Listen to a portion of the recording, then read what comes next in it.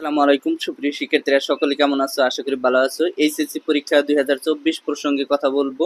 Auto pass দিবে কিনা? অনেকেই বলতেছে যে এতদিন আমরা আন্দোলন করলাম, এখন যদি অটো পাস না দেয় তাহলে তো আমাদের পড়াশোনায় মন বসবে না। মূলত সেই টপিকের উপর আজকে কথা বলবো যে অটো পাস দিবে কিনা। তো মূল টপিকে চলে যাব। যারা এখনো নতুন অবশ্যই চ্যানেলটি সাবস্ক্রাইব করে পাশে বেল আইকনটি বাজিয়ে দাও। যারা ফেসবুক পেজ থেকে দেখতেছো অবশ্যই ফলো দিয়ে লাইক দিবা। দেখো অনেকদিন ধরে তোমাদের কিন্তু এই আন্দোলনটা চলমান রয়েছে প্রায় 1 মাসের মতো।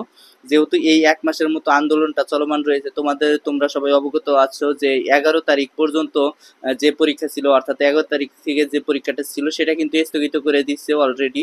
তোমাদের 12 তারিখ থেকে পরীক্ষা হবে, সেইটা কিন্তু শিক্ষা মন্ত্রণালয় থেকে তপন কুমার সরকার অর্থাৎ ঢাকা শিক্ষা বোর্ডের চেয়ারম্যান তিনি বলেছেন। তবে এ ব্যাপারে তিনি এখনো সিদ্ধান্ত নেননি যে অটো পাস দিবেন কিনা।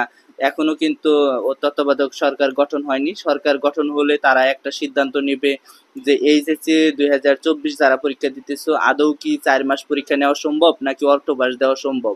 এখন বেশিরভাগ শিক্ষার্থী চাচ্ছে যে অটো পাস দিক। তারা এটা নিয়ে বিভ্রান্তিতে পড়েছে, অর্থাৎ ফেসবুক ইউটিউবে তারা আন্দোলন করতেছে। আসলে দেখো তোমাদের এই অটো পাস দিবে কিনা সম্পূর্ণ বোর্ডের উপর নির্ভর করবে, অর্থাৎ এখন যারা বোর্ড পরিচালনা করতেছে তাদের উপর নির্ভর করবে। তারা যেটা প্রেক্ষাপট নিবে বা পদক্ষেপ নিবে সেই পদক্ষেপের উপর নির্ভর করবে।